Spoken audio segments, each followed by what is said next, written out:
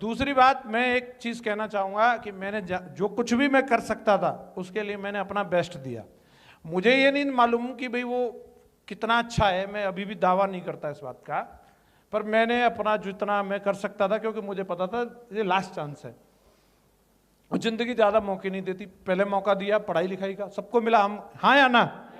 निश्चित रूप से वो बहुत बढ़िया है। जो लोग अभी पढ़ाई लिखाई कर रहे हैं स्कूल में कॉलेज में, तो बेस्ट दो, वहां से बहुत सारे पोटेंशियल है अगर आपके अंदर है। तो मेरा मानना है यस, आप दूसरे सुंदर पिचाई आप भी हो सकते हैं, बेस्ट देना चाहिए। लेकिन मैं वहां पे चूक गया, जो भी है नहीं दे पाया।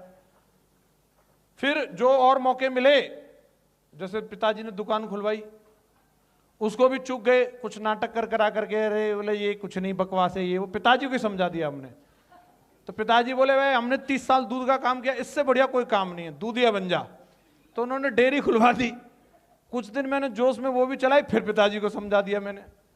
फिर बोले क्या करेगा, तो पिताजी ने फिर इसमें मुझे ज्वाइन कराया सेफ शॉप में। फिर मैंने इसमें कुछ दिन जोश में काम किया, कुछ दिन बाद काम चला नहीं, तो मैं पिताजी से मैंने ऐसे मन की लेके देखी, इसको छोड़ने के बारे में पूछ के देखता हूं। तो उन्होंने बोला जूता साले 9 नंबर का है, अब तक इतने काम छोड़ चुका है, बोले अब अगर तूने इसके अलावा कोई दूसरा काम किया तो हमसे बुरा कोई नहीं। मैंने कहा मैं पैसा तो आ नहीं रहे, पैसा है ही नहीं मेरे पास। बोले तू सिर्फ डायमंड बन, और डायमंड बनने में अगर 1 आध बीघा खेत भी बिक गया तो तू टेंशन मत लेना, तू डायमंड बन। तो मेरा बिल्कुल माइंड सेट हो गया। मैंने कहा यार पिताजी की भी यही इच्छा है और मैं भी इसी के लिए बना हूं। और खास बात ये थी कि वक्त जब बुरा होता है तो सलाह की मां, गुरु जी ने बोला, जीवन साथी भी कई बार आपकी वैल्यू नहीं समझ पाते। जब मेरा वक्त ऐसा चल रहा था तो मेरी मैडम ने खुद मेरे को बोला, और कहां तक आदमी किसी को बोल सकता है कि मेरे जो बहनोई हैं उन्होंने मतलब उनको घर में बातचीत किया। मेरी सिस्टर न्यूली मैरिड थे, तो वो इतना ज्यादा ना तो मेरे संघर्ष को उन्होंने जाना था। 2-3-4 महीने हुए थे शादी को।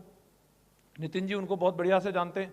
नितिन जी की एक आंख नहीं बनी उनसे शुरू से, क्योंकि वो हम लोगों की बहुत मजाक उड़ाते थे। वो बाकी कंपनी बाकी लोगों की तरह जो उन्होंने दिल्ली विल्ली में देखा था वैसे ही समझते थे हमें। तो उनसे जैसे घर में परिवार में बातचीत हो रही, आदमी जो दामाद होता है उससे तो घर की बात बता ही सकता है, सिचुएशन फाइनेंशियल स्टेटस वगैरह सब पता रहता है। मुझे मेरी ससुराल की पता, तो उनको भी पता था। तो उनको बोला कि कोई नौकरी अगर इसके लायक कुछ हो। मेरी मैडम ने भी बोला कि आप जिया जी कुछ करवा दो, इनका भी कुछ करवा दो। मैं कुछ नहीं बोल रहा, मैं तो चुप ही बैठा था अपना, जो भी मैं ठीक है ये लोग बात कर रहे हैं, करने तो करनी तो मुझे ये नौकरी करनी है कि नहीं करनी, ये तो मैं डिसाइड करूंगा। तो उन्होंने बोला देखो डिग्री डिप्लोमा के हिसाब से किसी मॉल में या बैंक में सिक्योरिटी गार्ड की मिल सकती है। और उन्होंने तनख्वाह वनख्वाह भी बताई, 8-10 हज़ार तो मिल जाएंगे। वो तो ये बात बोल के चले गए, पर मैडम के दिमाग में ये बात घर कर गई। और मैडम ने 4-5 दिन बाद मेरे को बोला, उसमें भी क्या बुराई है, कर नहीं सकते तुम, कर लो। सिचुएशन आदमी ना जब मरता क्या नहीं करता वाली बात होती है, क्योंकि वो हालातों को वो भी देख रही थी। बहुत सारी ऐसी चीजें होती है, मेरे पास 100 रुपये तक नहीं थे जब आदमी, क्योंकि अगर मैं आपको बताऊंगा मैडम ने अगर ये बोला तो क्योंकि मैडम ने मेरे से भी ज्यादा फेस करना पड़ा होगा उसको, कई जगह बेइज्जती हुई होगी या सिचुएशन हुई होगी। किस्सा बताऊंगा तो पूरी इसमें निकल जाएगी। मतलब ये हालत थी मेरी कि मैं उसको लेने गया तो वहां तक जाने के लिए मेरे पास पेट्रोल का जुगाड़ नहीं था। हिला हिला के मोटरसाइकिल लेके पहुंच गया मैं। लौट के आएंगे तो उसी से पैसा लेके डलवाएंगे, और धोखा देगी मोटरसाइकिल पंप से पहले ही। पैसा तो मिल गए मैडम से 50 रुपए, अब पंप तक जाने के लिए तो 2 किलोमीटर पैदल खींचना पड़ेगा। मैडम का चेहरा लाल, इतनी तो डलवा के रखता कि लौट के पंप तक पहुंच जाए।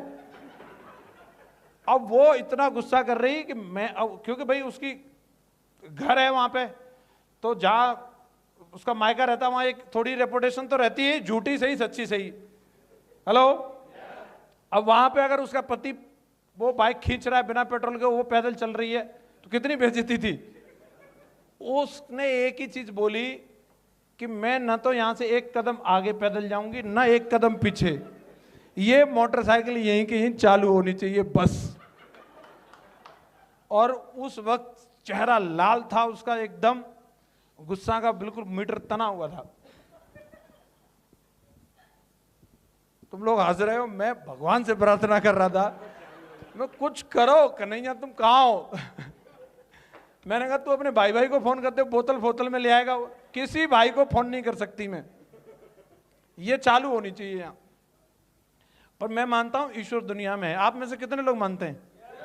उस दिन मुझे दर्शन हुए उनके, मैंने उनका नाम लेके टंकी खोली और टंकी में पेट्रोल बज गई। बजने का मतलब साला 10 किलोमीटर जाएगी वो, मुझे फुल अनुभव था। बज गई, बजने लायक है। मुझे मालूम है हेड में कितनी रहती है, हिला हिला करके फूंक मार के भी कहां तक चल सकती है, क्योंकि पिछले 10 बार खाली हो चुकी थी टंकी। उसका तो हमें तजुर्बा था। मैडम के संग पहली बार हुई, अलग बात है।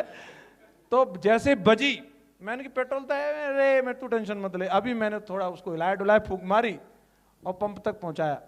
पंप पहुंचाने का, पंप उसी के गांव की थी, उसी के परिवार के बंदे की। उसने पर्स में से निकाल के जो 50 रुपए दिए, जो मेरा साला था, मतलब लगता था दूर नजदीक के कैसे भी मान लो, वो समझ गया कि इससे पैसा लेके डलवा रहा। वो हंस गया डालते डालते, और ये बात मेरे यहाँ घुस गई बिल्कुल यहाँ। मैं वहां कुछ रिएक्ट नहीं किया, लेकिन मैंने कमिटमेंट जरूर लिया कि बेटा इसका माकूल जवाब दिया जाएगा। और उसी पंप पे अपनी मैडम को लेकर के BMW से गया, टंकी फुल कर देना।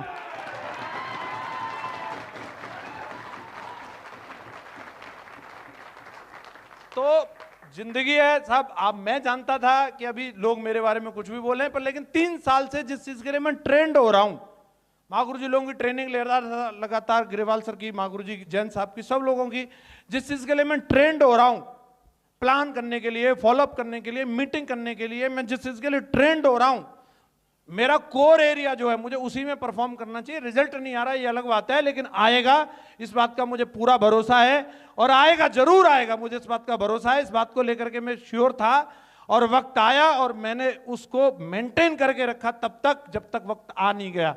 क्योंकि महागुरु जी लोग बोलते थे, एक आदमी सिर्फ नाचता है और देखता है बारिश नहीं हुई तो नाचना बंद कर देता है, और सक्सेसफुल आदमी तब तक नाचता है, तब तक नाचता है, तब तक नाचता है, तब तक नाचता है, तब तक नाचता है जब तक कि बारिश।